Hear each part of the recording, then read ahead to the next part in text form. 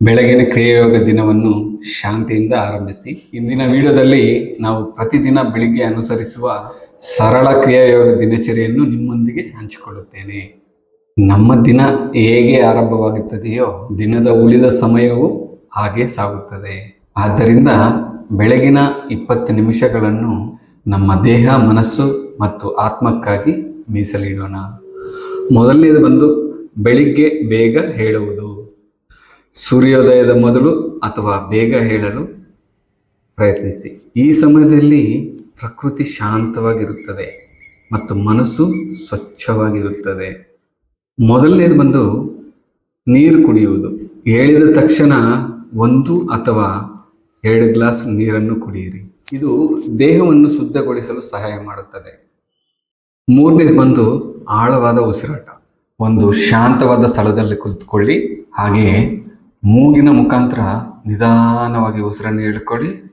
Slowly inhale, slowly exhale. ಈ ರೀತಿ 3 ನಿಮಿಷ ಅಭ್ಯಾಸ ಮಾಡಿ. 4ನೇದು ಬಂದು 10 ನಿಮಿಷ ಧ್ಯಾನ. ಹಾಗೆಯೇ ಕಣ್ಣುಗಳನ್ನು ಮುಚ್ಚಿ ನಿಮ್ಮ ಉಸಿರಾಟದ ಮೇಲೆ ಮಾತ್ರ ಗಮನ ಕೊಡಿ.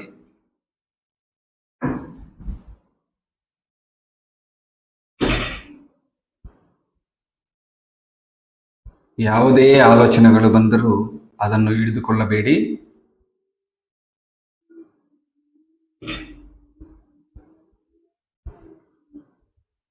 ಐದನೇದು ಬಂದು ಧನ್ಯವಾದಗಳನ್ನು ಹೇಳಿ, ಮನಸ್ಸಿನಲ್ಲಿ ಕೇಳಿಕೊಳ್ಳಿ.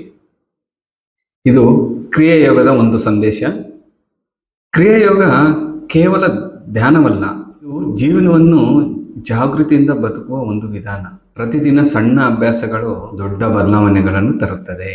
ಇವಾಗ ಕೊನೆಯದಲ್ಲಿ ಒಂದು ಮಾತು ಸ್ನೇಹಿತರೆ, ನಾಳೆಯಿಂದ ಈ ಬೆಳಗಿನ ದಿನಚರಿಯನ್ನು ಪ್ರಯತ್ನಿಸಿ. ಶಾಂತಿ, ಏಕಾಗ್ರತೆ ಮತ್ತು ಸಂತೋಷವನ್ನು ತರಬಹುದು. ಈ ವಿಡಿಯೋ ಇಷ್ಟವಾದರೆ ಲೈಕ್ ಮಾಡಿ, ಶೇರ್ ಮಾಡಿ, ಸಬ್ಸ್ಕ್ರೈಬ್ ಮಾಡ್ಕೊಳ್ಳಿ.